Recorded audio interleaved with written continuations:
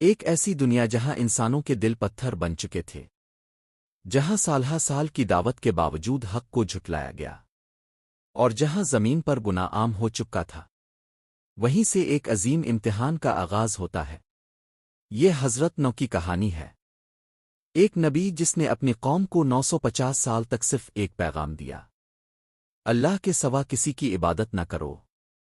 قرآن ہمیں بتاتا ہے کہ حضرت نوح نے اپنی قوم کو دن رات علانیہ اور پوشیدہ طور پر سمجھایا، مگر قوم کا حال یہ تھا کہ وہ اپنے کانوں میں انگلیاں ڈال لیتے، اپنے کپڑوں سے منہ چھپا لیتے، اور تکبر کے ساتھ حق سے منہ موڑ لیتے۔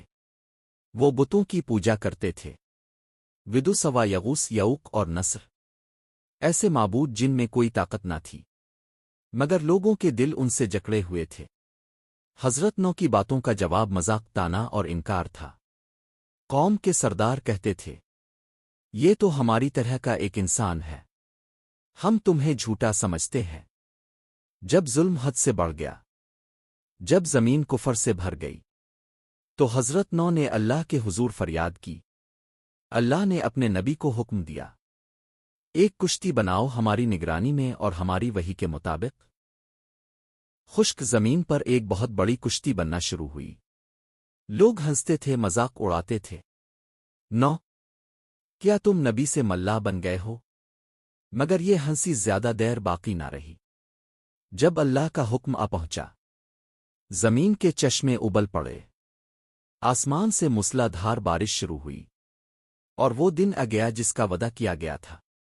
ہر قسم کے جانوروں کے جوڑے کشتی میں داخل کیے گئے، اور وہ مٹھی بھر لوگ جو ایمان لائے تھے، اللہ کے حکم سے کشتی میں سوار ہو گئے۔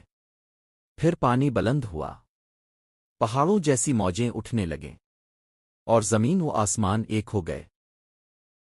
اسی طوفان میں حضرت نوح نے اپنے بیٹے کو پکارا، جو ایک پہاڑ کو پناہ سمجھ رہا تھا، مگر آج کوئی پناہ نہ تھی سوائے اللہ کی رحمت کے۔ پانی سب کچھ بہا لے گیا۔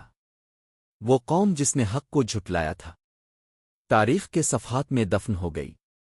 پھر اللہ کا حکم آیا، اے زمین، اپنا پانی نگل جا، اے آسمان، تھم جا۔ پانی اتر گیا، کشتی ایک محفوظ مقام پر ٹھہر گئی، اور ایک نئی انسانیت کا آغاز ہوا۔ یہ کہانی صرف طوفان کی نہیں، یہ اللہ کے عدل، اس کی رحمت، اور حق کو جھٹلانے کے انجام کی داستان ہے۔